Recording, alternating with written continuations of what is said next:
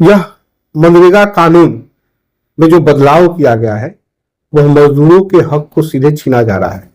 और जो कानून है एक तरह से इसको देश के जो मजदूर हैं उनको मधुआ मजदूर बनाने की तैयारी। मनरेगा में सहायक मजदूरी और काम तय करते थे, अब जो है वो खत्म कर दिया गया है।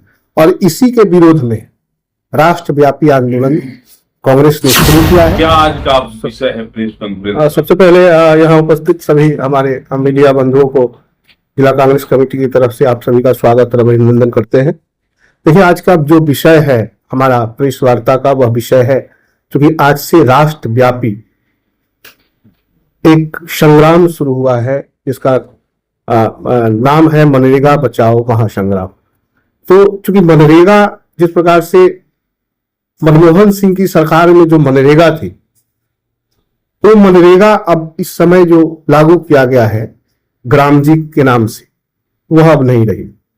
क्योंकि ग्राम जी के अंदर जो जो चीजें डाली गई हैं वह नहीं है।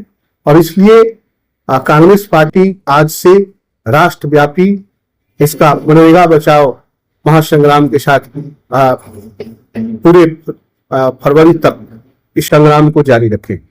और इस संग्राम का जो मेन मुख्य मुद्दे जो है, जिस प्रकार से मनमोहन सिंह की सरकार में 100 दिनों की मजदूरी की गारंटी थी, आज मोदी सरकार में वो गारंटी नहीं है, खत्म कर दिया है।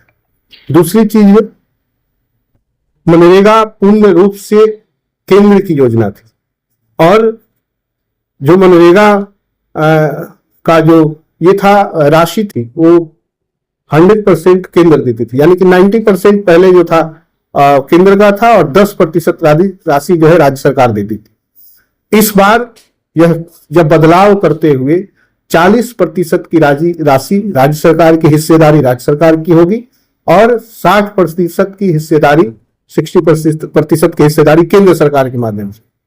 अब सवाल यहां ये होता है कि जिन राज्यों में 40% की हिस्सेदारी नहीं दी, क्या उन राज्यों के मजदूरों की मजदूरी की गारंटी सरकार लेगी?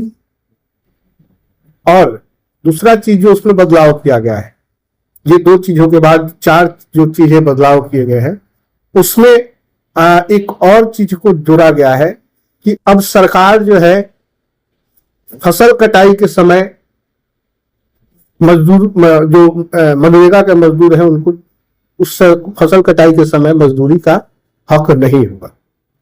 जबकि मनमोहन सिंह की सरकार में जो मनरेगा थी, उस मनरेगा को 100 दिनों की गारंटी होती थी और स्थानीय यानी कि जिस गांव के विकास कार्य होते थे उसमें यह अनिवार्य होता था कि उस गांव के उस ग्राम के पंचायत और मजदूर ही उस मनरेगा के तहत उस विकास कार्यों में काम करेंगे। अब यह खत्म करते हुए देश की भाजपा की सरकार, मोदी जी की सरकार ने इसको सीधे अपने मतलब केंद्र के अधीन किया है। और उसमें जो है पहले सहायक मनरेगा के सहायक मजदूरी और काम तय करते थे, अब जो है वो खत्म कर दिया गया है। और इसी के विरोध में राष्ट्रव्यापी आंदोलन कांग्रेस ने शुरू किया है। और कांग्रेस का जो राष्ट्रव्यापी आंदोलन शुरू है उसमें जो है हम लोग क्रमबद्ध इस आंदोलन को आगे बढ़ा रहे हैं। और उसमें है कि आज पूरे राष्ट्र में प्रेस वार्ता के माध्यम से हम पहले इसका विरोध कर रहे हैं। कल से हमारा इस कार्यक्रम का दूसरा चरण यानी कि 1 दिन का उपवास, चूंकि मनरेगा महात्मा गांधी के नाम से था और उसका नाम बदल दिया गया है, ग्राम जी के नाम से उसको लाया गया है। तो महात्मा गांधी का जो आंदोलनात्मक तरीके थे उस तरीके को अपनाते हुए हम लोग 1 दिन का उपवास कल हम लोग रखेंगे, जो अंबेडकर जी की मूर्ति के नीचे कल से शुरू होगा। और 11 जनवरी को यह उपवास करके हम लोग प्रतिकात्मक विरोध करेंगे इसका। और 12 जनवरी से 29 जनवरी तक हर पंचायतों में, ग्रामों में हम मनरेगा के क्या खामियां हैं इसको मजदूरों तक ले जाके पहुंचाएंगे। और उसके बाद इसका अगला सत्र होगा विधानसभा घेराव और उसके बाद हमारे बड़े नेताओं की रैलियां, और यह कार्य जो है फरवरी माह तक पूरी किए जाएंगे और इसका विरोध है। क्योंकि हमारी मांग, कांग्रेस पार्टी की जो मांग है, उसका मांग है कि आपने जो मनरेगा का नाम बदला है, नाम बदल के जो आपने उसमें नए नए जो प्रधानों को लाए हैं, उसको आप वापस लीजिए। उसमें मजदूरों की मजदूरी की गारंटी दीजिए। मजदूरों का उसमें मजदूरी कम से कम 400 प्रति मजदूरी कीजिए, और उसमें जो ग्राम और जो मजदूर हैं उनकी हक की गारंटी होनी चाहिए।